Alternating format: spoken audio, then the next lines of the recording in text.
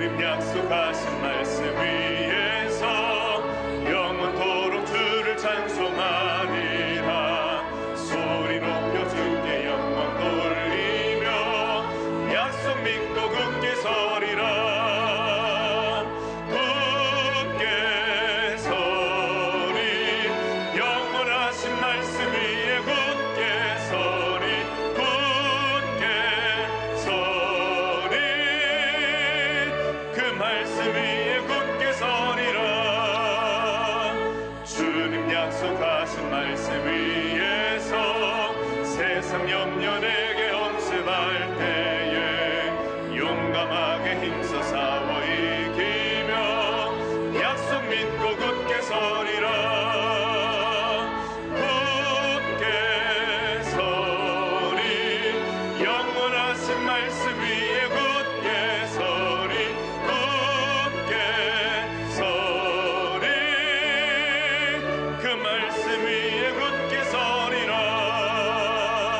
주님 약속하신 말씀 위에서 영원하신 주의 사랑 힘입고 성령으로 힘써 싸워 이기며 약속 믿고 굳게 서리라. 굳게 서리 영원하신 말씀 위에 굳게 서리. 굳게 서리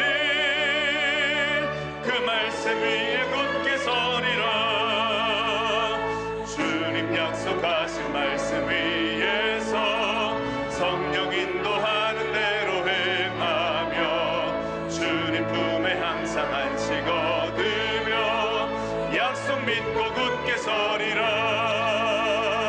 굳게 서리 영원하신 말씀 위에 굳게 서리. 굳게 서리 그 말씀이 굳게 서리 영원하신 말씀 위에 굳게 서리 영원하신 말씀 위에 굳게 서리. 굳게 서리 그 말씀이 다시 한번 고백합니다. 굳게 서리 말 영원하신 굳게 서리 영원하신 말씀 위에 굳게 서리. 굳게 서리 그 말씀 위에 굳게 서리라. 시작됐네 우리 주님의 능력이 나의 삶을 다스리고 새롭게 하네. 자유하네. 죄와 사망으로부터 나의 삶은 변하구나. 충만하네. 은혜로다. 주의 은혜 한량없는 주의 은혜로다. 주의 은혜 변함없는 신실하신 주의 다시 한번 고백합시다. 시작됐네. 시작됐네 우리 주님의 능력이 나의 삶을 다스리고 새롭게 하네. 자유하네. 죄와 사망으로부터. 창세기 12장에 의하면 복이 되십시오. 복이 될지라 그랬어요. 복이 우리가 복입니다. 복의 근원이고 또 복의 통로로서 이 세상 속에 한 해 동안 잘 쓰임 받기를 바라겠습니다.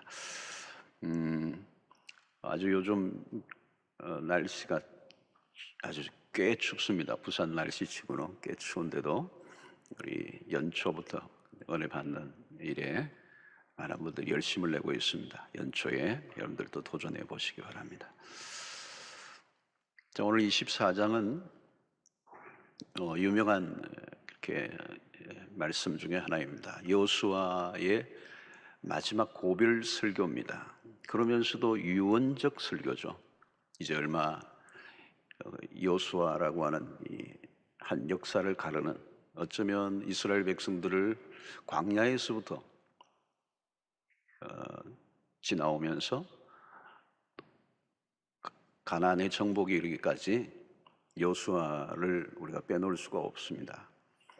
이스라엘 역사의 전반, 출애굽과 가나안 정복의 모든 역사를 지나온 여호수아 장군이 이제 역사의 무대에 사라지기 전에 백성들을 향하여서 외치는 말씀이기 때문에 얼마나 귀중하겠습니까?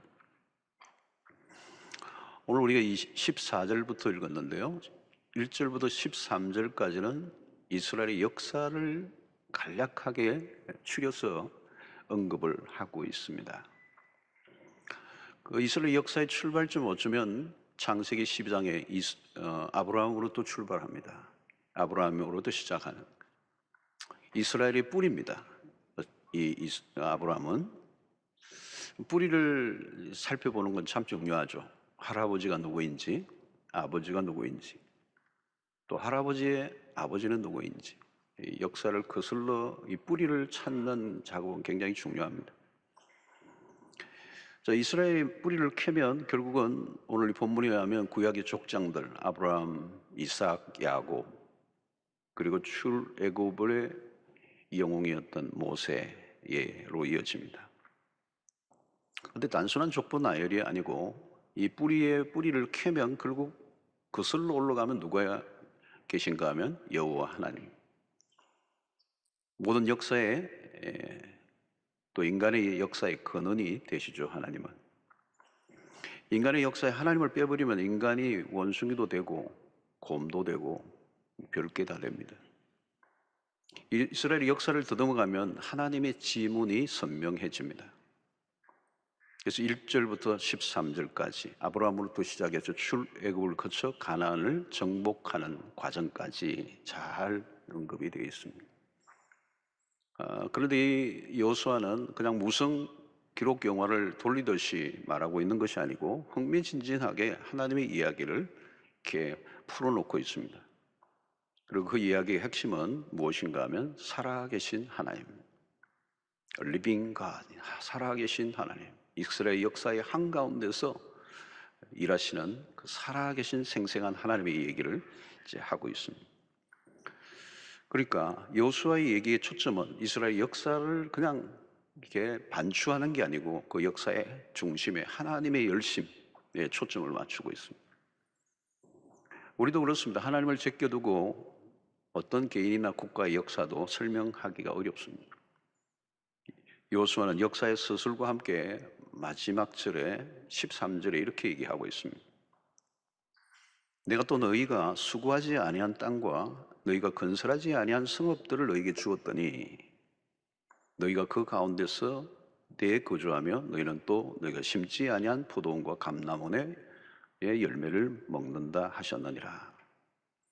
무슨 얘기입니까? 지금 젖과 꿀이 흐르는 곳에서 이스라엘 백성들이 잘 먹고 잘 사는 것은 너희들의 실력 때문이 아니다라는 것을 상기시켜주고 있는 것입니다. 너희가 수고하지 아니한 땅에서 살고 있고 너희가 건설하지 않은 성읍들에서 너희가 살고 있고 너희가 심지 아니한 것들을 거두고 열매를 맺고 있다. 인간의 열심으로 살아가는 것이 아니고 궁극적으로는 하나님의 열심으로 또 하나님의 이끄심으로 여기 너희들이 있다. 그 얘기를 여호수아가 먼저 언급을 하고 있는 것입니다. 인간의 열심으로 살아갈 것 같지만 결국은 인간의 열심으로 자기 스스로를 만족시킬 수 없다는 것입니다. 우리가 아무리 노력해도 우리는 결핍을 느끼게 되고 하나님이 없는 문화 안에는 결국은 허무한 결과를 맺게 될 수밖에 없다는 것을 말하고 있습니다. 그러면서 이제 오늘 본문 14절을 꺼내고 있는 거죠. 그러므로 이제는 여호와를 경외하며 온전함과 진실함으로 그를 섬기라. 너희의 조상들이 강저쪽과 애굽에서 섬기던 신들을 치워버리고 여호와만 섬기라.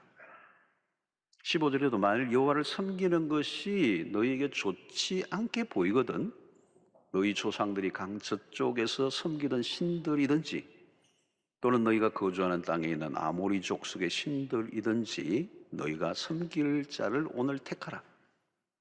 오직 나와 내 집은 여호와를 섬기겠노라 하니 그랬습니다. 자, 여호수아는 이제 선택을 촉구하고 있는 것입니다. 선택. 누구를 섬길 것인가?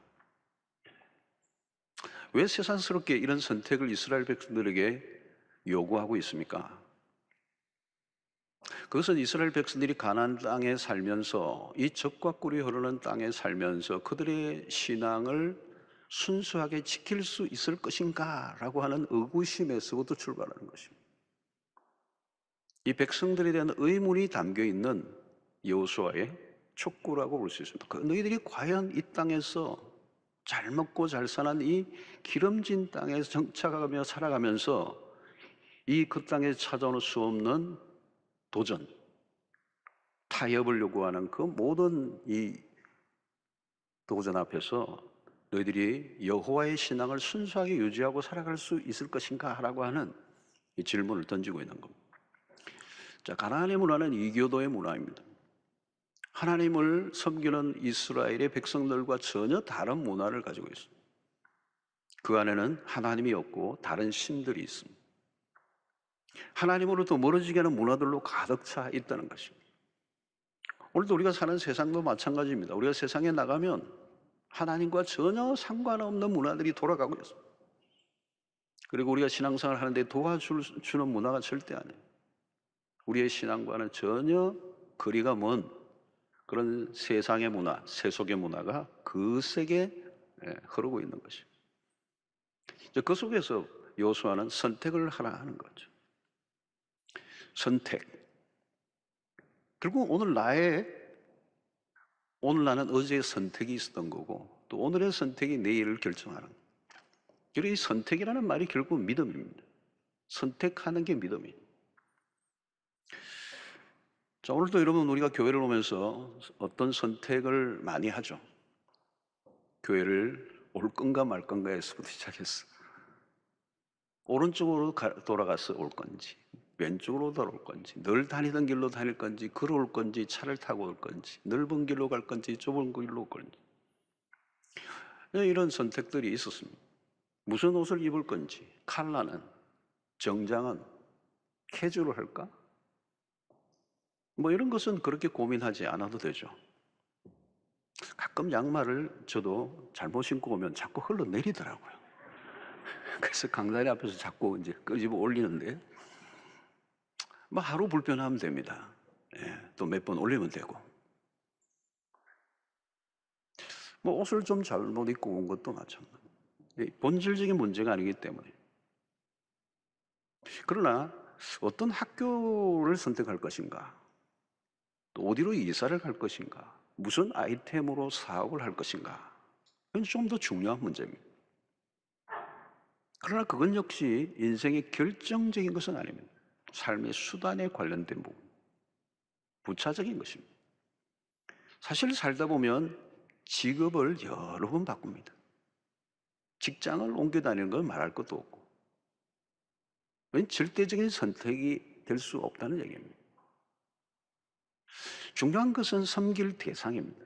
누구를 섬길 것인가? 이거는 절대적인 문제라고. 그러니까 오늘 여호수아는 너희들이 원치 않으면 믿음직하지 않으면 다른 신을 섬기든지 어찌됐든 인간은 섬겨야 된다. 누구를 섬길 건가? 섬기지 않고 인간은 살아갈 수 없다. 인간은 섬겨야 되는 존재다. 근데 도대체 누구를 섬겨야 돼? 너희들이 그걸 선택해라.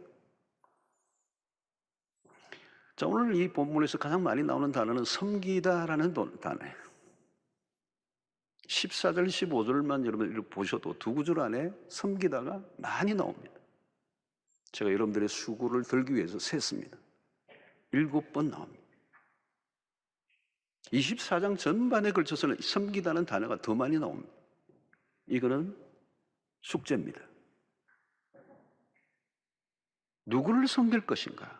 여러분, 이 섬기다는 단어는 굉장히 강한 단어입니다. 섬김의 대상을 결정하는 순간 그 섬기는 내 대상, 그분이 나를, 그 섬김의 대상이 나를 끌어당겨요. 여러분, 우상을 섬겨도 마찬가지잖아요. 그 뭐 이상한 거를 섬기면서도 그게요, 계속 그 추운 겨울에 그렇게 절을 하고 뭐를 뜯어 놓고 하는데 끌어당기는 거예요, 그 우상이. 그리고 이 섬김의 대상에 따라서 우리의 인생이 달라진다. 모든 게 달라져요. 섬긴다는 것은 예배를 의미하죠. 예배, 숭배라는 단어도 씁니다. 그래서 이 섬긴다라는 이 단어와 함께 따라는다는 게 오늘 본문에도 온전함과 진실이라는 단어입니다. 섬기는 대상에 어떤 태도를 가져야 하는가라고 하는 것입니다. 제사를 드릴 때도 흠 없는 어린 양입니다. 흠이 없는 어린 양을 드려야 하는 것은 마땅하지만 또 그것을 그리스도를 예표하는 것이기도 하지만 중요한 것은 흠 없는 어린 양을 드리려고 하면 그 마음의 자세가 어떠해야 하는가를 보여주는 거예요. 마음이 그 섬기는 대상에 의해서 나누어져 있는 사람이 온전하고 흠 없는 양을 드릴 가능성이 없어요. 치팅을 할 가능성이 많아요. 속일 가능성이 많아요. 하나님을 향하여 마음이 나누어진 사람은 온전한 흠 없는 양을 드릴 수가 없어요. 적당하게 드리는 겁니다. 섬기는, 그러면 문제가 시작되는데 섬기는 대상에서 마음이 점점 떠나가게 되고 결국은 우상숭배로 빠져버린다는 거예요. 흠 없는 양을 드리라는 이 말 안에는 드리는 자의 태도, 그 마음의 중심이 무엇인가 하는 것을 잘 알려주는 거예요. 신앙이란 여러분 선택입니다. 그 선택은 선명하고 분명해야 한다. 그래서 오늘 여호수아는 오직 나와 내 집은 여호와를 섬기겠다, 여호와만을 섬기겠다라고 하는 이 고백을 합니다. 2절에서 언급된 아브라함의 집안은 우상 집안이었습니다. 집단적으로 모여 살아가던 이 부족 사회에서 태어날 때부터 신이 정해져 있어요. 그 부족이 섬기는 신을 선택할 수밖에 없어요. 그 신을 버리는 순간 그는 그 부족에게서 추방이 되는 거예요. 그건 죽음을 위하며, 부족과 부족 사이에 끊임없는 전쟁이 일어나는 그 시대 속에서는 부족을 떠나는 것은 죽음을 의미하는 거예요. 신을 바꾼다는 것은 죽음을 선택하는 거예요. 자, 신앙은 단순한 사상적 신념을 넘어서는 일입니다. 이 사상에 이렇게 어떤 몰입이 돼도 그건 굉장히 큰 영향을 주죠. 근데 그걸 훨씬 넘어서는 겁니다, 신앙은. 신앙은 어떤 사색이나 철학도 아닙니다. 하나님을 선택하는 것이, 섬길 자를 선택하는 것인데 그 선택은 대가 지불을 요구하기 때문에 아브라함이 본토 친척 아버지 집을 떠나는 것은 어마어마한 대가를 선택하는 거예요. 그래서 믿음은 선택이고 그 선택은 대가 지불을 요구하고, 그렇기 때문에 많은 사람들은 머뭇거리는 것이죠. 엘리야가 열왕기상 18장 21절에 이렇게 얘기합니다. 엘리야가 모든 백성에게 가까이 나아가 이르되 너희가 어느 때까지 둘 사이에서 머뭇하려느냐. 둘 사이에서, 백성들의 모습이에요. 만일 하나님이면 그를 따르고 바알이 만일 하나님이면 그를 따라. 그러니까 백성들이 한마디도 대답하지 아니하는데, 자, 하나님인가 바알인가, 이건 어느 시대나 있는 것입니다. 자, 오늘 시대를 우리는 종교 다원주의라 그럽니다. 이 뿌리, 원이라는 뿌리 원자예요. 뿌리가 많다는 거예요. 근원이 많아요. 진리가 여러 종류다. 종교도 다양하다. 오늘 다원주의는 종교 시장이에요. 이 종교 다원주의의 핵심은 상대주의라는 거, 절대주의를 인정하지 않아. 절대라는 말을 쓰지 말라는 거예요. 이 말은 뭐냐면 모두를 다 비슷하게 만들어버린 거죠. 그래서 어떤 질문에 1번이 답인지 2번이 답인지 3번이 사지선당에 하나의 답을 얘기해야 되는데 1번도 답이 될 수 있고 2번도 답이 될 수 있고 3번이 답이 될 수도 있고 4번이 될 수 있고 그러다가 10가지 100가지도 가는 거예요. 그건 진리가 없다는 얘기죠 사실. 그러니까 현대인들은 절대적 존재에 대한 거부감이 심합니다. 그래서 언뜻 상대주의는 상당히 리저너블, 합리적인 것 같고 이성적인 것 같아요. 그리고 지성적인 것 같아 보여요. 이 절대라는 단어를 쓰면 좀 무식해 보여요. 오직 하나님만을 믿어라라고 할 때 이것을 독선으로 비춰진다.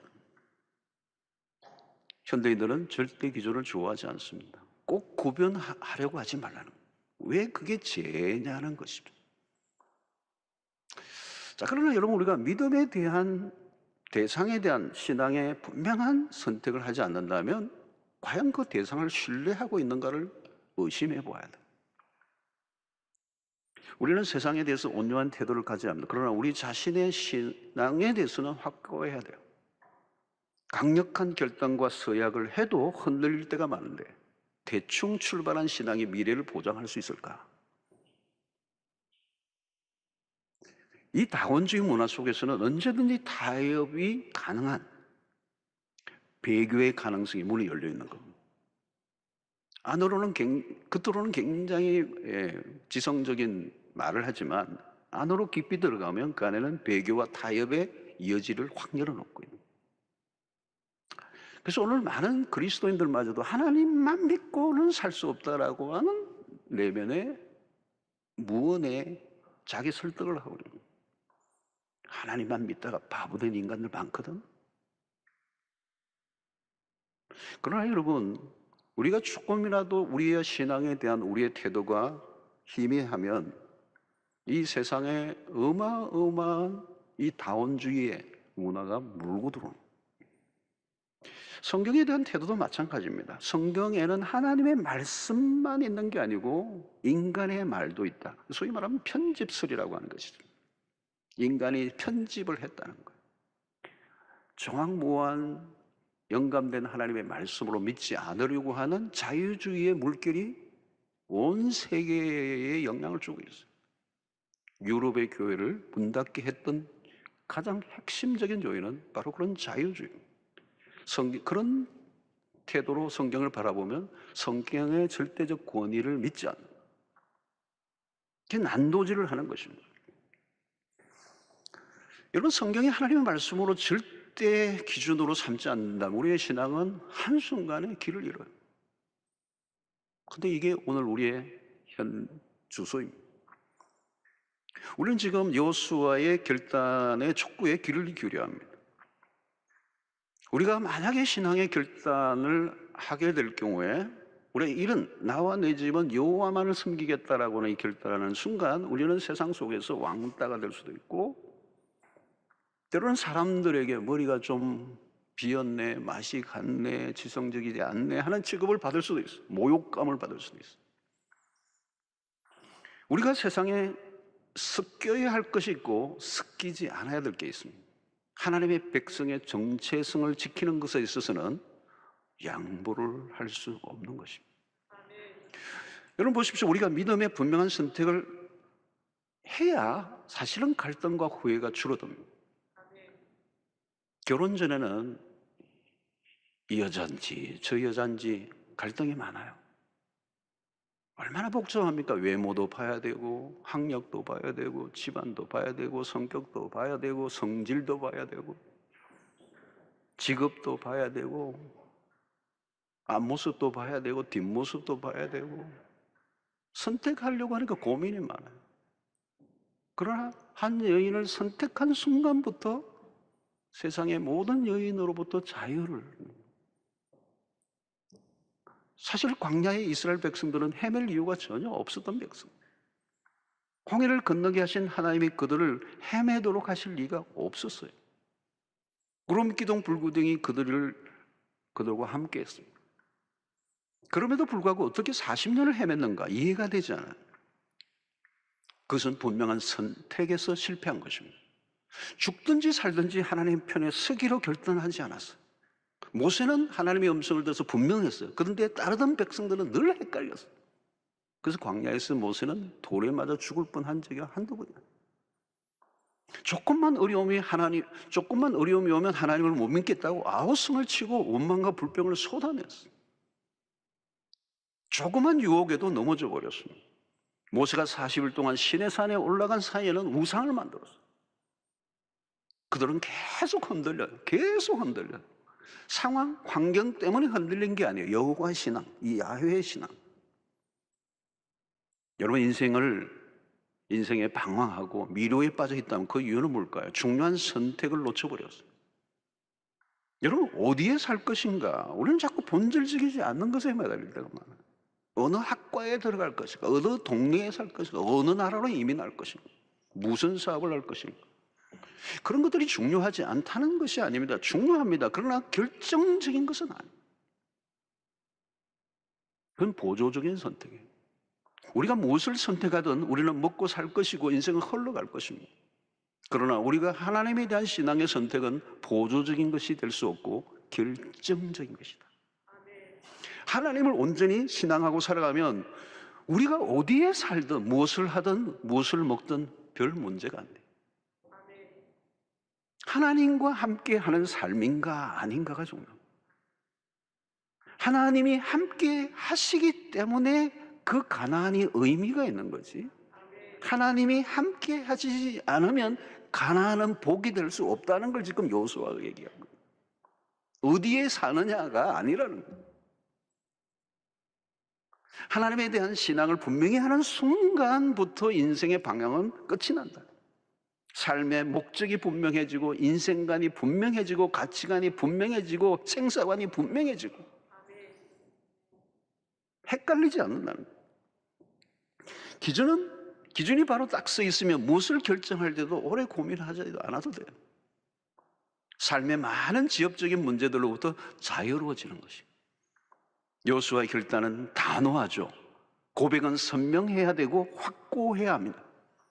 다른 사람들이 무엇이라고 하든 나는 여호와를 선택했습니다. 섬기겠습니다. 라고 하는 이 선택을 통하여 어떤 불이익이 찾아올지라도 나는 하나님만을 섬기겠습니다. 라고 하는 이 선언과 결단이 인생의 출발점에 있어야 된다. 다른 사람 눈치 보고 할 게 아니라는 거. 이건 눈치 보고 다른 사람과 의논하고 할 일이 아니라는 거. 여러분 우리가 어떤 일을 해나갈 때 뭔가 깨름직하고 마음에 확신이 들지 않는 이유는요, 우리의 삶의 우선순위가 빠져있기 때문에 그렇습니다. 나의 삶의 우선순위가 하나님이 아니면 우리의 삶은 끊임없이 오락가락하게 되고 뒤숭숭할 수밖에 없는 것입니다. 하나님이 없이 자유롭게 살 수 있을 것이라는 착각을 내려놓아야 돼요.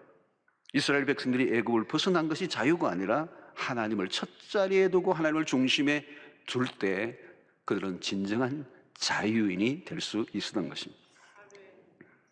여호수아의 신앙적 결단을 촉구할 때 백성들이 어떻게 반응했습니까? 우리도 여호와를 섬기겠습니다. 이렇게 대답했습니다. 자, 그러나 여호수아는 그 대답으로 만족하지 않아요. 백성들이 믿음지 않은 거죠. 19절을 보면 여호수아가 백성에게 이르되 너희가 여호와를 능히 섬기지 못할 것은, 여호수아는 지금 부정적으로 접근하는 거예요. 나는 우리가 하나님을 섬기겠습니다 그렇게 선포하지만 여호수아는 능히 섬기지 못할 것이다. 여호수아는 미래를 전망하고 있는 거예요. 불길한 정조. 그는 거룩하신 하나님이요 질투하시는 하나님이시니 너희의 잘못과 죄들을 사하지 아니하실 것입니다. 자, 여기서 질투하시는 하나님이라는 표현을 쓰는 겁니다. 이 질투는 좀 미성숙한 사람들이 하는 거잖아요.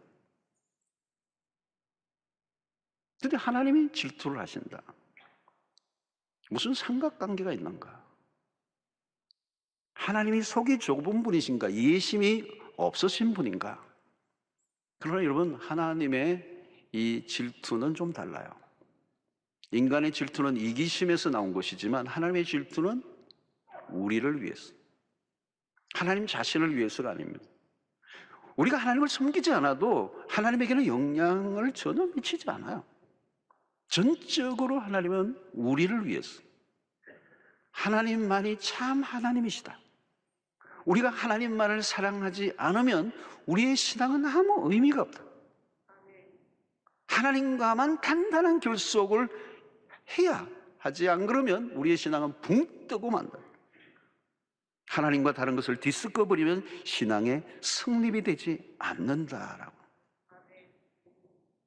여러분, 질투는 하나님의 우리를 향한 사랑을 의미합니다. 우리만을 사랑하시겠다. 그리고 우리도 하나님에 대해서 그런 마음을 가지지 않으면 아무 의미가 없다.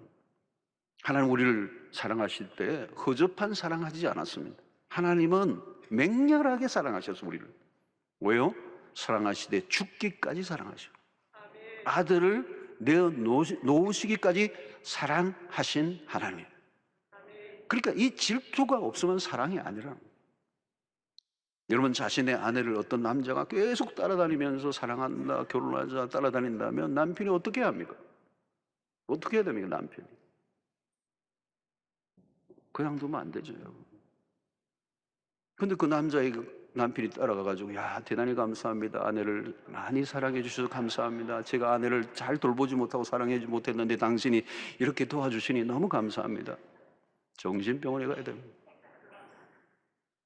하나님의 질투는 여인들의 질투보다 더 무섭다는 거예요. 다른 여자에게 눈을 돌릴 때 뺨 때릴 정도가 아니에요. 하나님과 우리의 관계는 특별하기 때문에.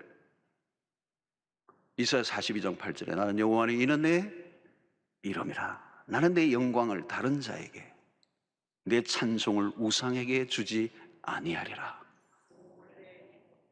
요수아는 하나님을 섬긴다는 것의 심각성을 말해주고 있습니다. 얼렁뚱땅 넘어갈 일이 아니다.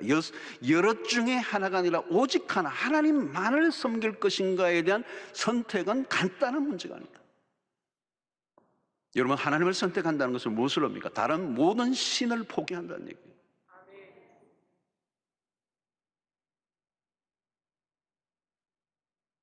가나안에는 매력적으로 보이는 신들이 많았습니다. 각종 신들이 많았어요. 애굽에는 애굽의 신들이 있었고 아모리 족속의 신들이 있었어요. 하나님을 섬기려고 하면 이전에 섬겼던 신들을 버려야 돼요. 선택은 포기를 의미합니다. 오늘날 우리는 수없는 선택의 유혹 앞에 고민하고 갈등합니다. 얼마나 많은 유혹이 있습니까? 오늘날이야말로 얼마나 거대한 우상 전시관입니까? 성공이라는 우상, 물질이라는 우상, 쾌락이라는 우상, 자녀라는 우상, 이념이라는 우상, 국가라는 우상. 우상은 다양한 얼굴로 나타나요. 그리고 우리의 영혼을 흔들어 놓습니다. 우상은 만만하지 않습니다. 섬김의 개념이 들어가기 때문에 그 우상을 섬기는 선택을 한 순간 강력한 힘을 작동하게 하는 것입니다. 우리의 삶의 모든 에너지를 거기에다 쏟아붓게 만든다. 자, 오늘 우리 시대의 가장 강력한 우상은 무엇입니까? 다름 아닌 나 자신. 사람들은 자기라는 우상을 섬깁니다. 때로는 우리는 하나님도 우상으로 둔갑시킬 수도 있습니다. 나를 위한 하나님, 나를 만족시켜주는 하나님. 그러면 하나님이라는 우상을 섬기고 있는 거예요. 나를 섬겨주고 나를 기쁘게 해주는 신을 찾고 있다면 진짜 우상은 바로 나 자신이에요. 오늘날 가장 강력한 신은 나예요. 현대인들은 교회를 선택할 때도 나를 만족시켜주는 교회를 찾습니다. 나를 만족시켜주는 설교를 찾고 내 마음에 드는 목사를 찾는 것.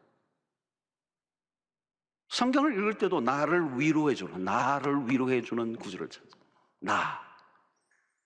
나의 행복을 보장해주고 나의 기분을 맞춰주고 나의 배를 채워주는 신을 찾는 거예요.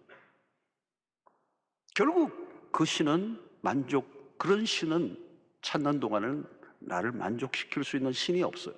그래서 신을 계속 바꿔야 되는 거예요. 가장 무서운 우상은 나라는 우상입니다. 그래서 이스라엘 백성들이 가나안에 들어갔을 때도 그 가나안의 7족속을 멸하라, 그 원주민을 다 제거하라라고 하는 명령을 하는데 그것을 온전히 실천하지 못하죠. 순종하지 못하죠. 사실은 쫓아내야 될 원주민이 바깥에 있지 않고 우리 안에 있는 것. 여러분, 오늘날은 자기 존중의 열풍이 불고 있습니다. 자존감에 대한 책과 강의들이 넘쳐요. 사람들에게 매주 매력적인 강의, 자존감, 긍정의 힘, 적극적인 사고방식, 이 모든 것들은 자아의 왕국을 확대하는 데 기여하는 것입니다.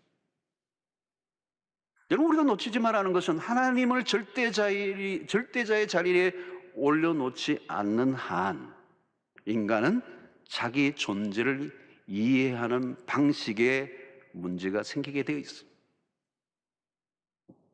무엇으로 인간의 열등감을 해소할 수 있을까요? 무엇으로 자존감을 높일 수 있을까요? 스펙을 쌓고 이력서가 화려하게 꾸며지면 열등감이 사라질까요? 하나님을 하나님으로 인정하고 모셔드리지 않는 한 인간의 문제는 해결되지 않습니다. 하나님이 빠진 인권, 그것도 허약한 논리입니다. 하나님을 창조주로, 절대자로 모셔드릴 때 나에 대한 시선이 바뀌고 다른 사람에 대한 시선도 달라지게 됩니다. 내가 우상되었던 자리에서 내려와 하나님만을 예배할 때 우리의 삶의 모든 왜곡된 것이 회복되고 교정되는 역사가 일어나게 되는 것입니다. 자, 지금 이스라엘 백성들은 신앙적 결단을 요구받고 있습니다. 이곳이 어디냐? 세겜이라는 곳입니다. 세겜은 역사적인 장소입니다. 아브라함이 하나님의 부름을 받고 순종하기로 결단하고 나아가며 처음으로 단을 쌓았던 곳이 어디냐? 세겜입니다. 야곱이 우상을 땅에 묻어버리고 새롭게 신앙을 결단한 곳이 어디냐? 세겜입니다. 그런 면에서 세겜은 이 삶을 돌이키며 새롭게 신앙을 결단하는 곳이 세겜이라고 말할 수 있습니다. 우리에게도 세겜이 있습니다. 어쩌면 오늘 신년 연초 첫 주일 이 자리에서 예배드리는 이곳이 바로 세겜이 될 수가 있어요. 이제 막 출발하는 이 시점 너무 중요하죠.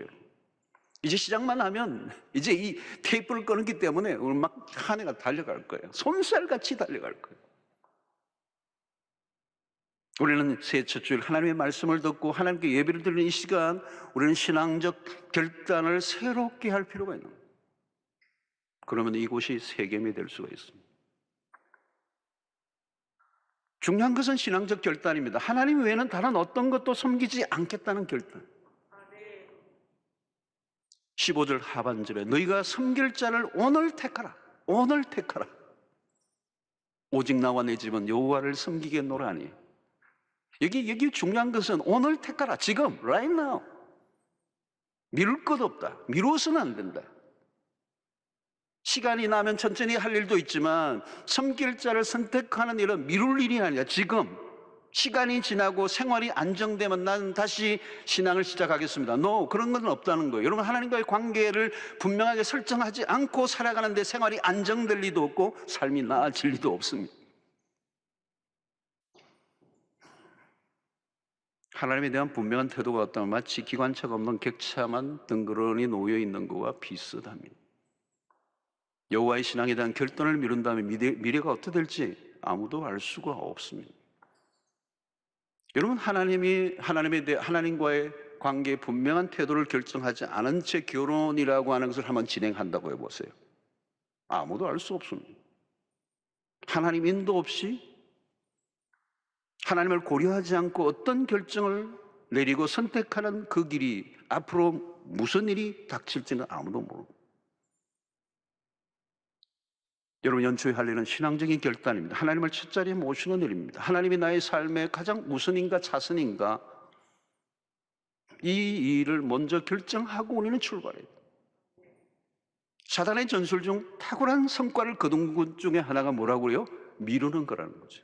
내일 하지 뭐. 내일, 다음, 언젠가는 차차, 곧, 하루빨리. 근데 그런 시간은 없어요. 지금이 우리가 선택해야 될 유일한 우리에게 주어진 시간.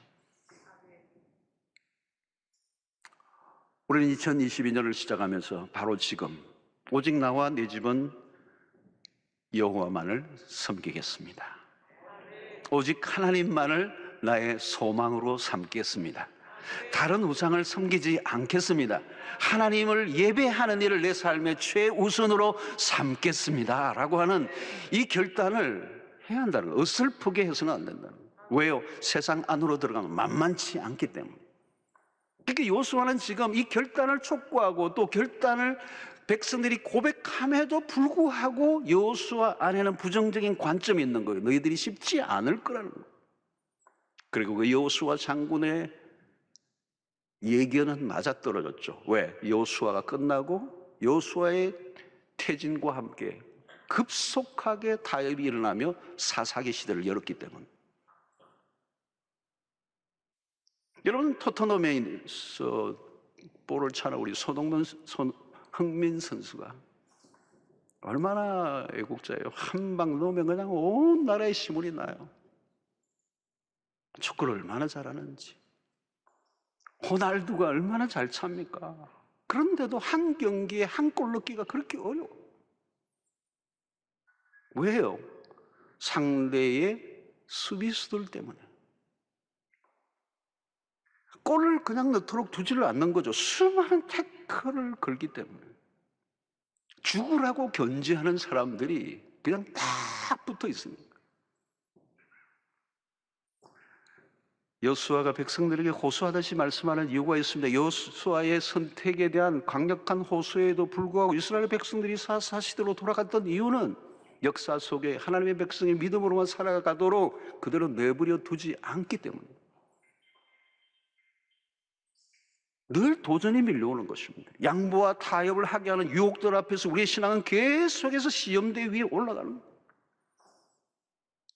우리가 주일마다 예배를 드리고 새벽 특세를 통하여 영적으로 무장하고,